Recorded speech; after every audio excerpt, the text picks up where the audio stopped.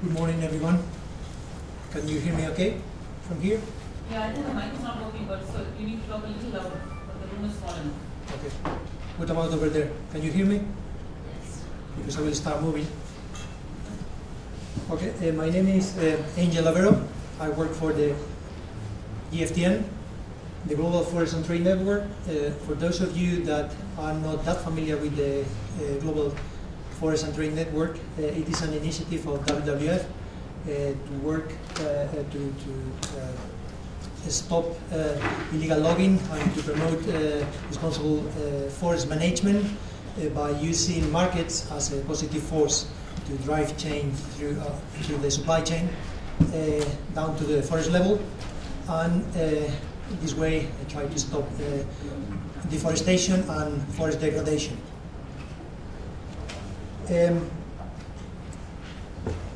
During my presentation, I will be covering three main points.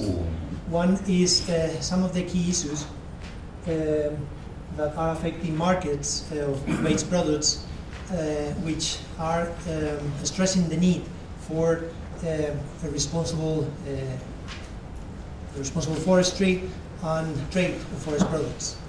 Then I will highlight the role that certification plays in responsible forestry and trade. And lately, at the end, I will talk about something that I consider is quite important when you, from the trade side, when you consider responsible trading of forest products, which is the development of a responsible purchasing program.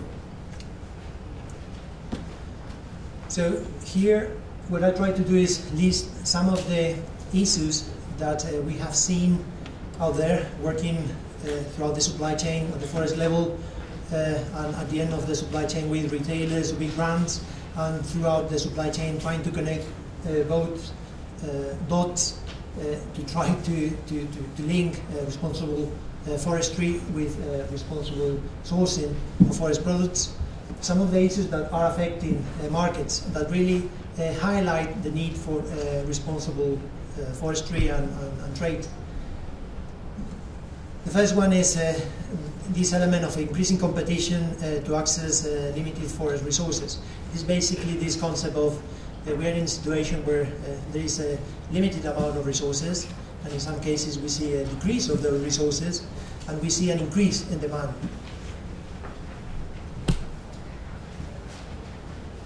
So here you can see some data. Demand for timber is expected to increase from 1.6 billion of cubic meters of brown wood estimates to 1.9 in the next 5 years. So it is interesting to highlight the point of this element of more alternative markets for same forest products. What I mean by that is basically what we see is that for the traditional use of forest products, like for example timber or paper, that we have been using traditionally, like for example timber, traditionally we have been using it for furniture, for doors, for flooring, or paper, or pulp, sorry, to do paper. What we see is that there is an increase in the new markets that and therefore in the new uses of this type of products. One good example is wood energy. What is happening with wood energy mainly driven by the interests of governments due to environmental concerns and energy security concerns. There has been a lot of investment and policy movement to incentive development in the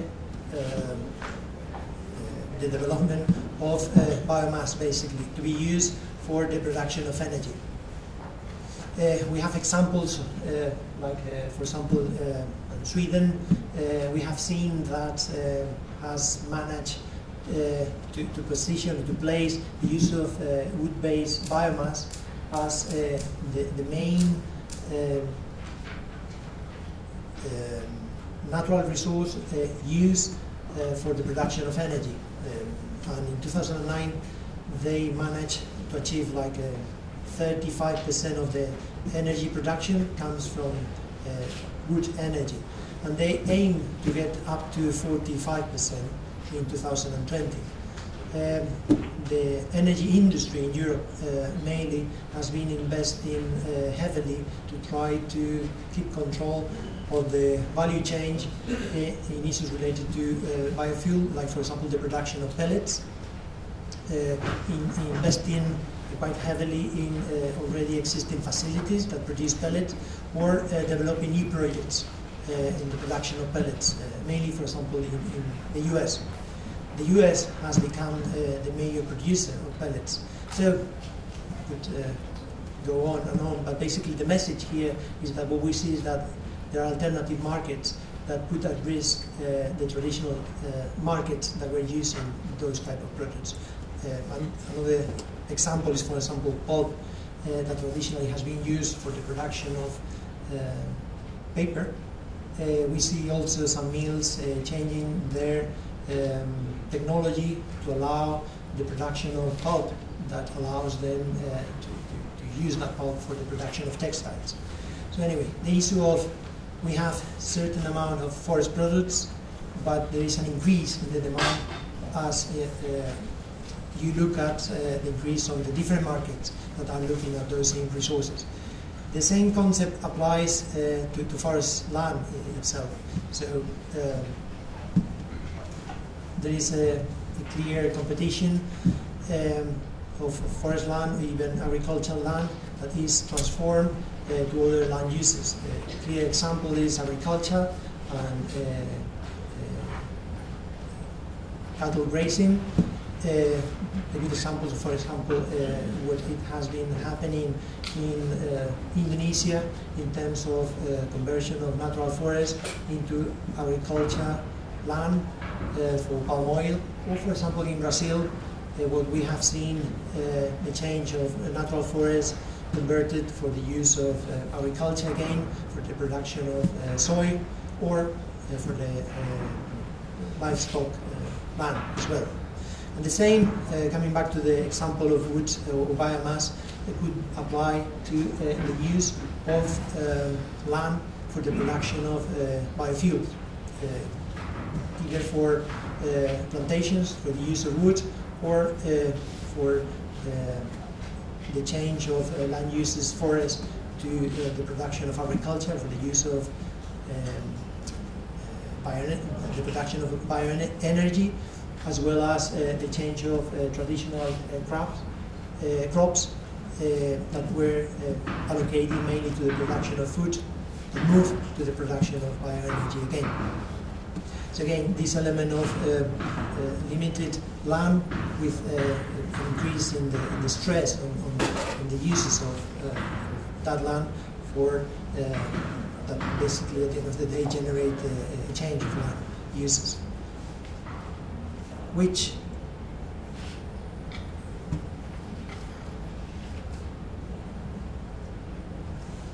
take me to the other point of deforestation and forest degradation. Here you can see a picture with two clear areas, one clearly degraded and the other one pretty well conserved forest. Unsustainable and illegal logging, the great forest. And what is interesting about this is that open doors to conversion. And it is conversion what allows the movement of forests, or the use of forests into other land uses. And for example, this example of forests used or allocated to agriculture and livestock land accounts for around 70 to 90% of the global deforestation. And one data here interesting is just to highlight the importance of deforestation in terms of climate change. So it is considered that around 15 to 20% of the global carbon emissions are due to forest degradation and deforestation. Some data showing, well, to illustrate basically the problem of the loss of land for forest cover. So here you can see in red and in green, in light red or light green is data from 1990 to 2000, and in dark green and dark red you have data for the last 10 years. Well, basically what we see, or interesting to highlight here, is that there is still net estimated forest loss. There is some good news if you consider that 20 years ago, or at least from the 90s to 2000, the estimated loss was around 8.3 million hectares per year. And during the last 10 years, this went down to 5.2 million. So, good news. Forests are, the loss of forests is, or we see a trend that is decreasing, but still we need to highlight the huge amount of loss if you consider that these 5.2 million of hectares represents around the area of a country like Costa Rica that is lost every year. Also, it's interesting, I think, in this picture to identify that in red what you have is the net loss, and in green you have an idea, you can get an idea of the net gain. So how the net loss is still something happening mainly in tropical areas, and net gain is something that is happening in north side of the north hemisphere, mainly due to plantations. So it is not natural forest, and therefore the value of natural forest compared to the service that plantations provide. And just this last picture to show how this net loss and net gain has happened during the last 10 years. This particular picture during the last 5 years by country. So interesting to see again how net loss is something heavily in tropical areas compared to more boreal or northern areas in the north hemisphere, mainly due again to plantations.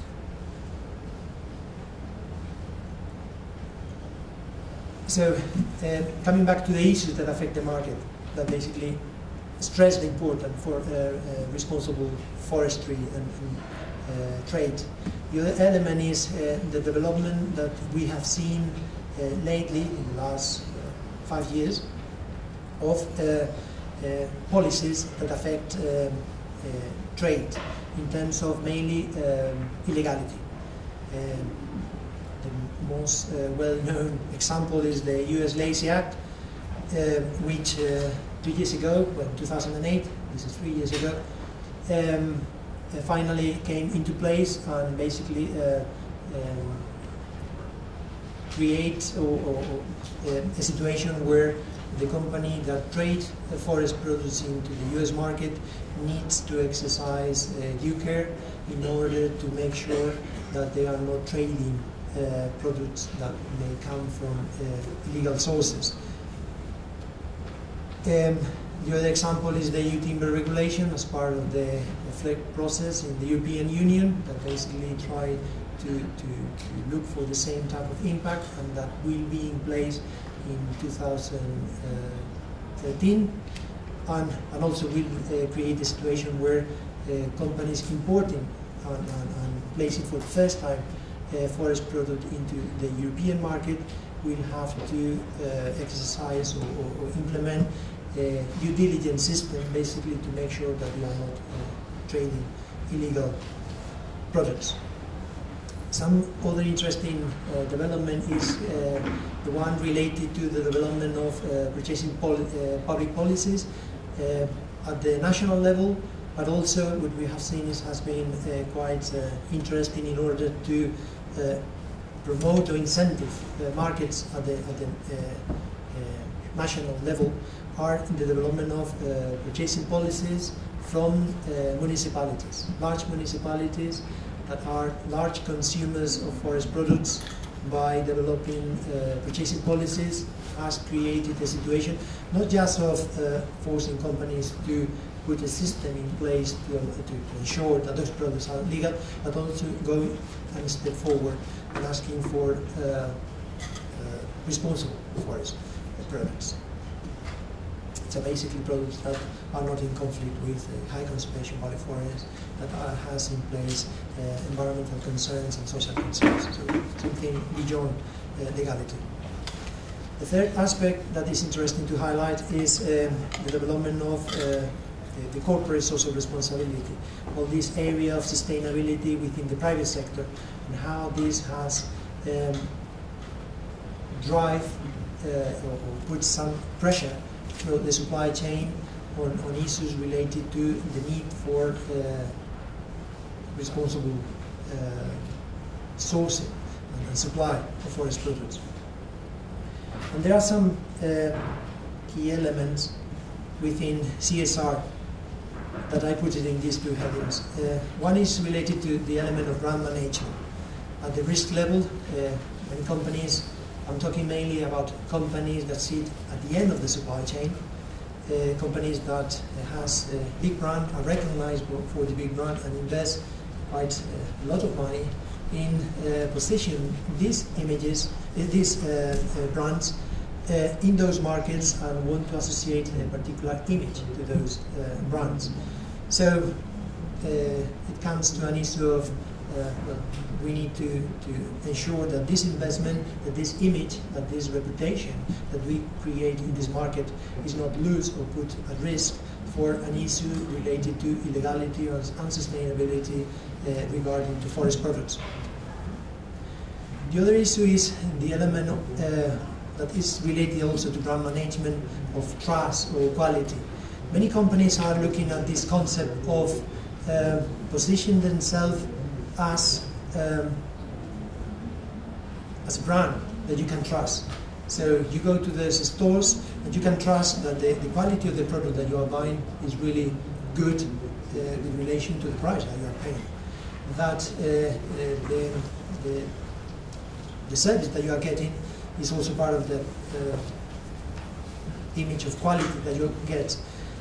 They are extending this concept of quality associated to their brand, that it's related to the products at the end of the day.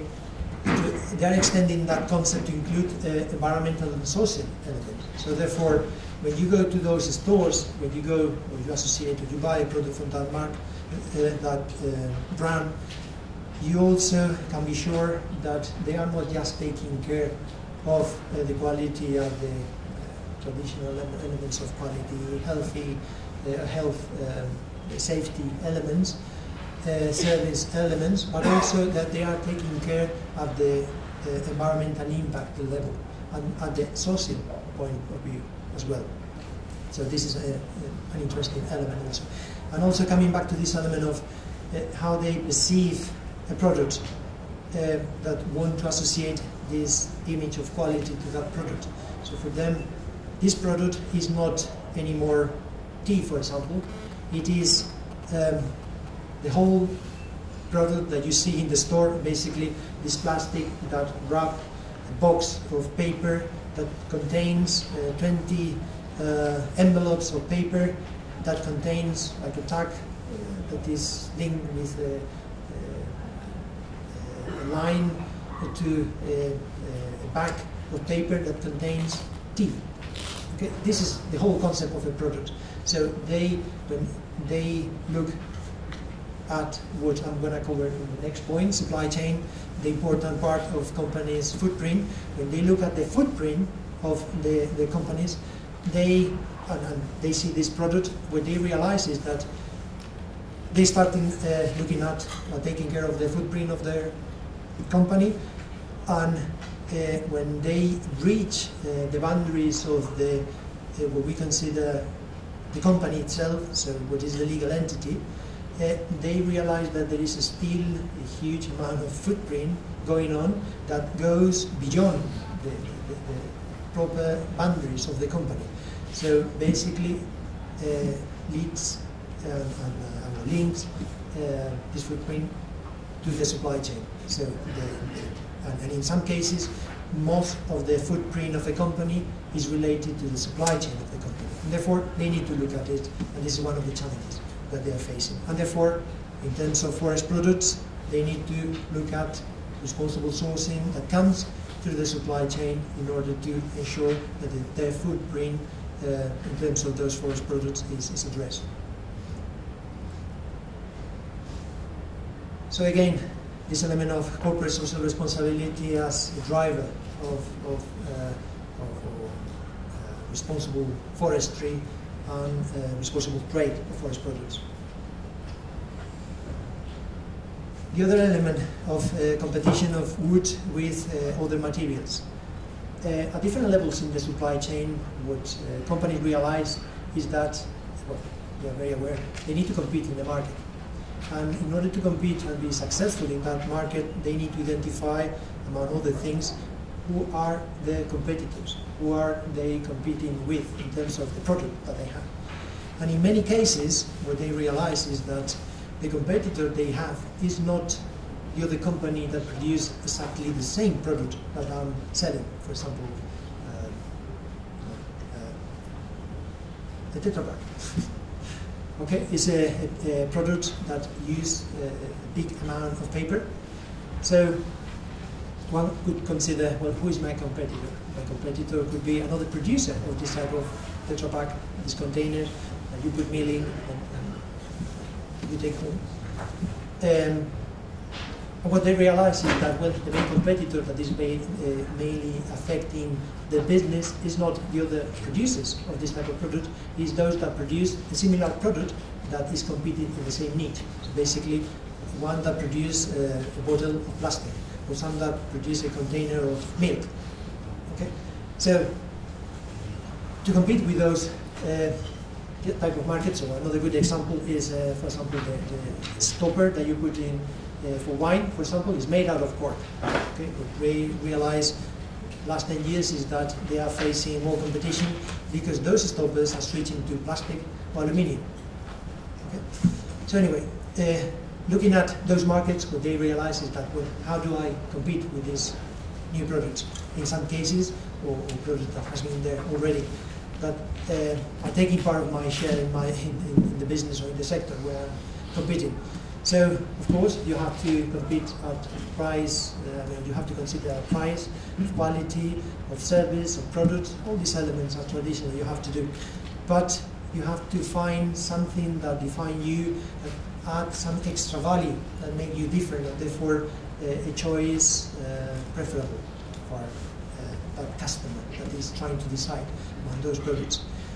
And what is true is that when you look at forest products, doesn't matter if you look at paper or timber or even cork, I use an example of cork, when you look at the life cycle analysis compared to other products, like for example, I mentioned plastic, for example, or concrete for construction, for example, life cycle analysis in terms of, for wood or forest product is always more greener, and therefore has an advantage in that sense. So many companies find that this is the main advantage that they have, and therefore they have to go for it. And therefore it is not an option for them to look at sourcing or responsible sourcing of forest products, timber, paper, or cork that come from well-managed forests. It is the only way that they have, or one of the more attractive ways that they have to compete in that market. So therefore they are forced to implement, and this type of measures, and this is one of the drivers that we have seen also through the market of responsible forestry and trade of forest products. And another one that I guess is not as relevant, or the impact is not as big as the others, but it is also interesting to mention, and it is related to how specifiers, like architects, for example, or people that design places like this, or machinery that we use, or chairs that we use, see sustainability as a key element, as part of their design, and there is a clear movement and has been for a while out there, trying to support and bring into those designs green elements. Green building is one of them. One example is, for example, the Olympics in London of next year. They create a panel to make sure that the timber that they were using were coming from well-managed forests. they manage to do a good job. Okay, so basically just to summarize, interested to highlight that there are drivers out there that for different reasons send a message to the supply chain that affect all of those that are in that supply chain, many of those that are here in this room, that requires them to address issues of responsible forest management and ensuring that there is not risk of illegality in that sources. So these are the elements, and this creates some needs through the supply chain. So here are some of the more concrete elements of what are those needs for companies that are affected for those drivers of responsible sourcing. And it's basically due to this lack of sources of forest area and sources of woods in general. There's a need for building responsible supply chains that basically help companies to ensure supply chain, help companies to ensure that in the medium term they will be in business because they will have an amount of timber or paper to keep doing what they are doing. So there's a need for working on building those robust supply chains. And what we have seen also is that when companies start doing that, it is not just about ensuring supply chains, it is about also in many cases, I mean, all this thing of creating a robust supply chain is about engaging your suppliers, getting a better understanding of your supply chain, getting rid of complexities in the supply chain, in some ways becoming or creating supply chains that are more direct, less complex, and therefore in some way middlemen disappear.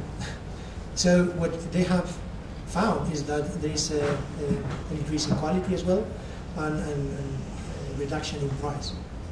So just interesting to highlight that because one of the main concerns when companies start talking about responsible sourcing, responsible forest management is the issue of price. And in terms of sourcing on this, what it has been seen is that in many cases, not all, but in many cases, it has led to a reduction in cost or increase in margins and therefore an increase in benefits. So another element to highlight is help to manage the risk and improve perception of corporate brand. Again, this element that I was mentioning before of managing the risk associated to your brand.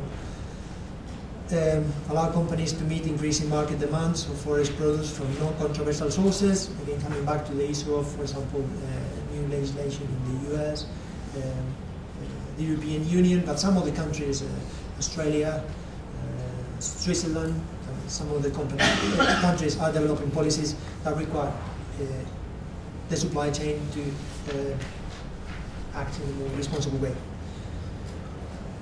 Comply with new legislation, as I said before, and in some of the cases, although it is not as common, help to address investors.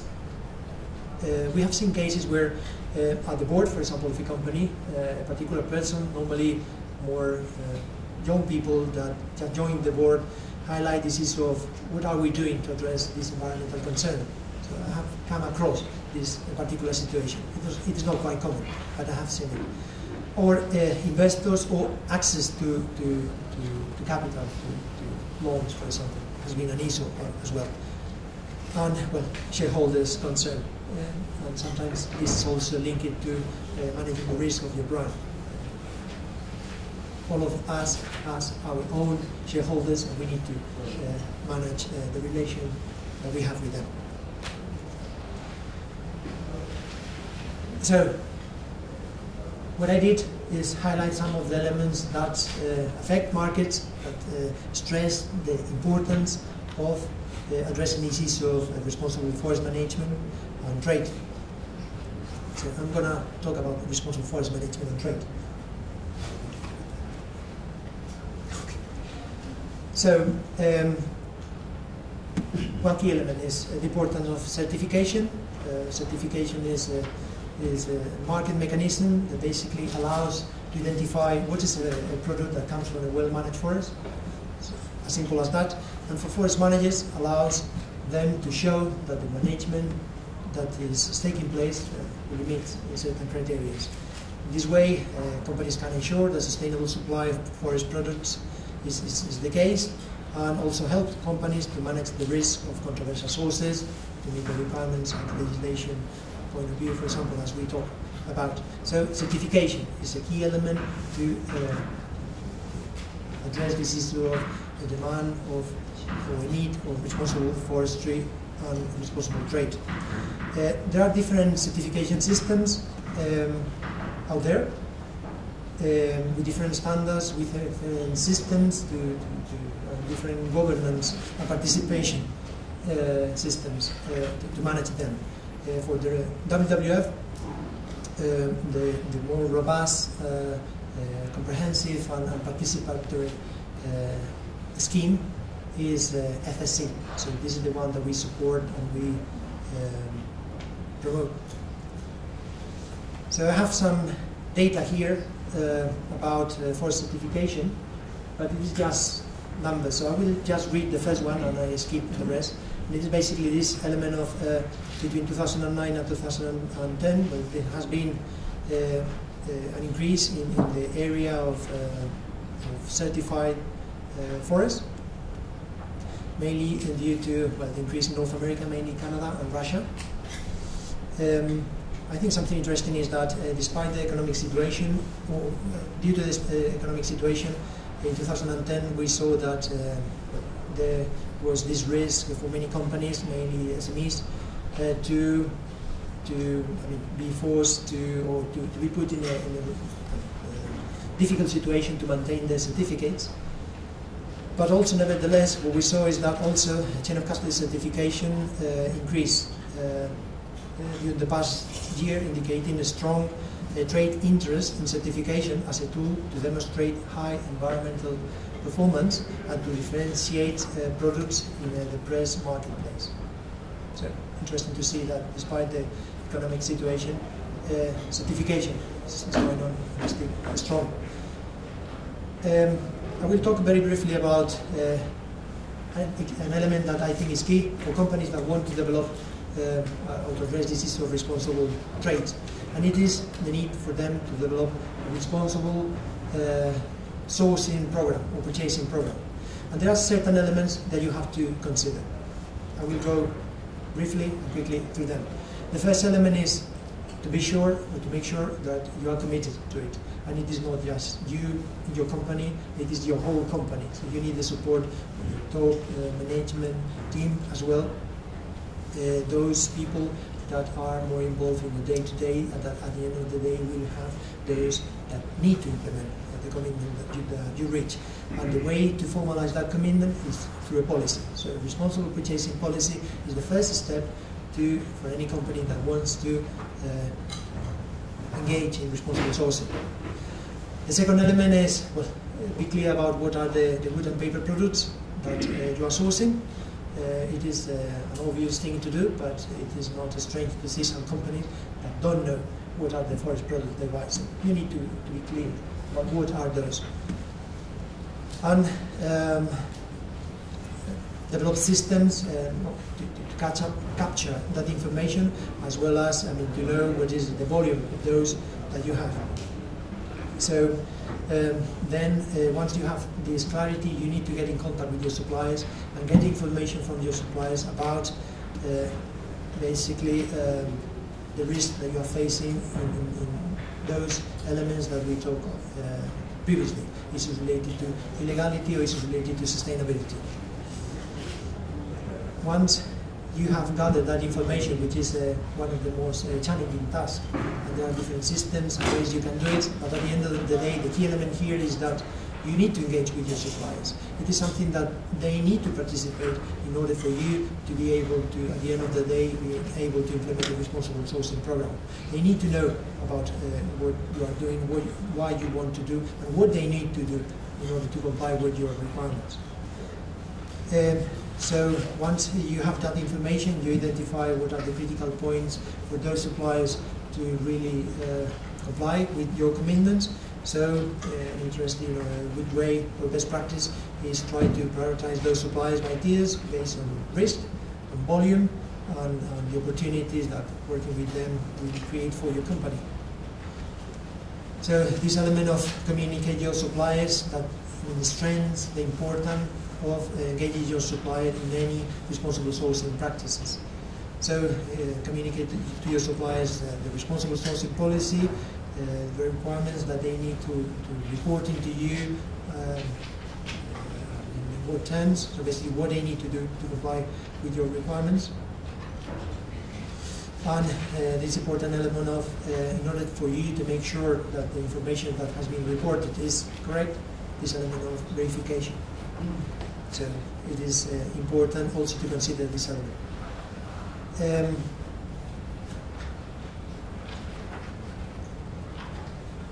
The element of third-party verification as verification and certification as an element to consider also when there are companies,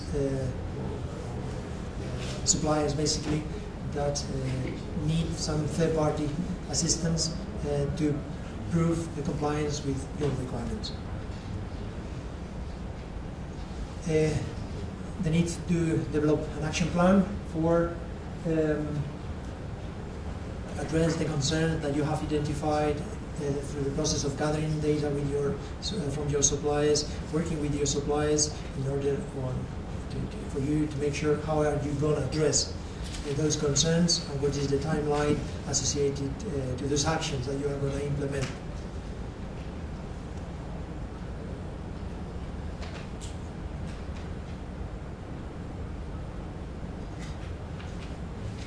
Okay, and again highlight the element of, at the end of the day, the importance of certification as a tool to prove compliance, as an element to reduce risk that is out there, is recognized, and is available. Thank you.